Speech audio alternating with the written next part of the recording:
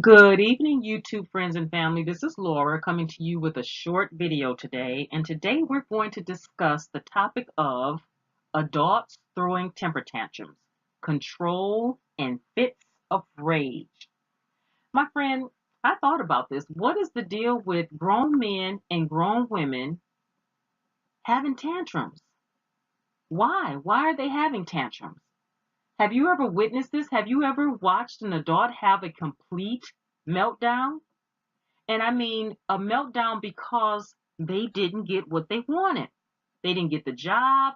You didn't loan them the money or provide them with something, or you didn't go to a place where they thought you should have went with them, and they have a complete meltdown. Now, what is the difference between having a meltdown because of the pressures of life?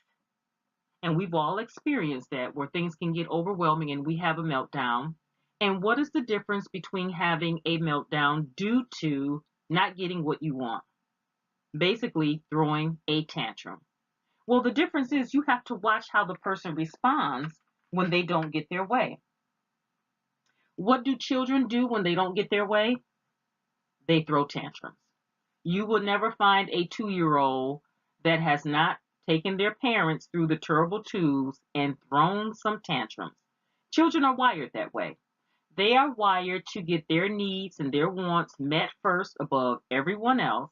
And also, they don't have the communication skills and the vocabulary to let you know what they like or dislike. And so they throw a tantrum from being upset. That's how they react because they're upset. So, have you ever witnessed a child having a temper tantrum in the grocery store with their parents, and the parents refuse to buy the cookies or the candy bar that they wanted, and this child is throwing a temper tantrum in the grocery cart? I have. Well, what is a tantrum? Let's look at the dictionary's definition of a tantrum. And the dictionary describes a tantrum as a uncontrolled outburst of anger and frustration, typically in a young child. Let me say that again. An uncontrolled outburst of anger and frustration, typically in a young child. So it does not say that this happens in adults, but it doesn't say that it cannot happen in adults. And so that's why we're having this discussion today, because we're finding that more and more adults are throwing temper tantrums. So what does a temper tantrum look like? What does it involve? Well, it involves fits of rage, a bad mood, being in a huff, making a scene, crying, screaming, yelling, um, ranting. With an adult, it may be rants that involve angry speech, such as cursing and name calling. Uh, it may be embarrassing the person in public or in front of friends and family. It can also involve violence. Now, that is overboard. It can involve hitting and punching, and not necessarily hitting and punching objects, but a person. And so that's overboard. And these fits of rage, they can go on for hours. There's no calming the person down. Even if you uh, give them their way, there's still that residue of anger and frustration left inside. So they're still not going to be happy. Do you know someone in your life, or have you met someone who can be triggered, provoked, offended to throw a tantrum? Well, if so, how do you handle it, or how did you handle it? Well, if you are a people pleaser and someone who um, doesn't really like confrontation or scene, you probably handled it by giving in, changing your plans, agreeing to whatever the person wants you to do.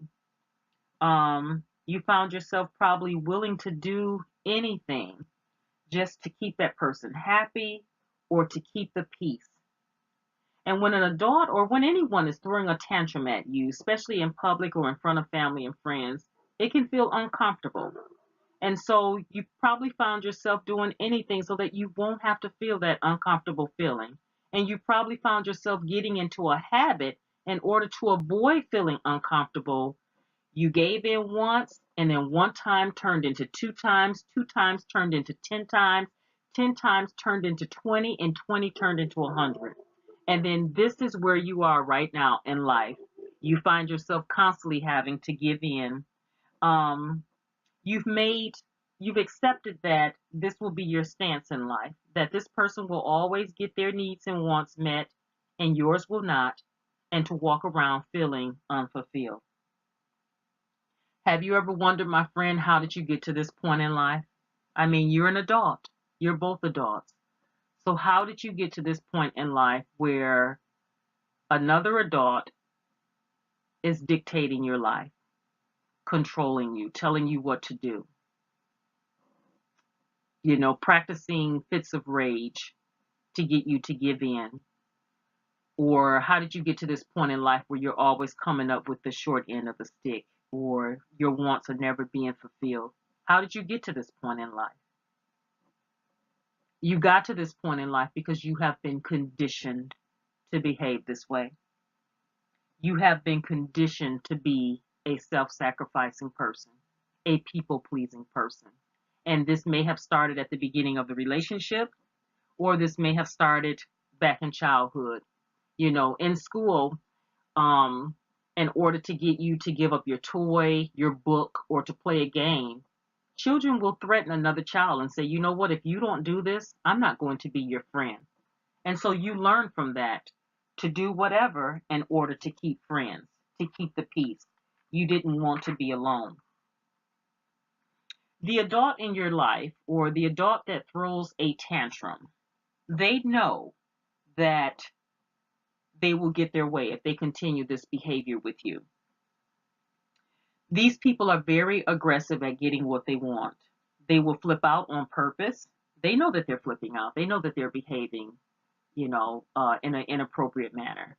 Because the same person that will flip out on you at home or in public, they probably know not to flip out like that at work, because they know if they do that, the boss that's in charge of writing their check will say, you know what, you're fired. I don't have to deal with this.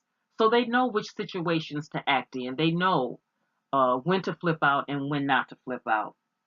Also, they will flip the script on you by accusing you of being the one that's selfish, unfair, unwilling to submit.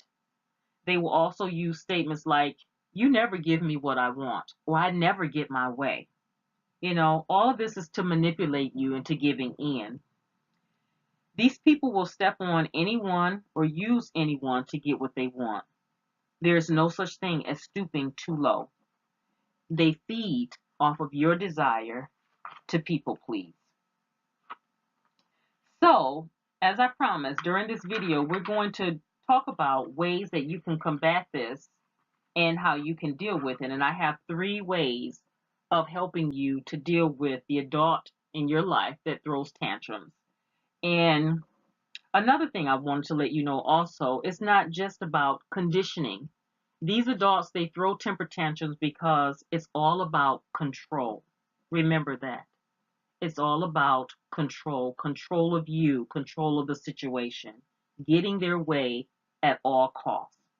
And like a child, these adults will use feelings of guilt.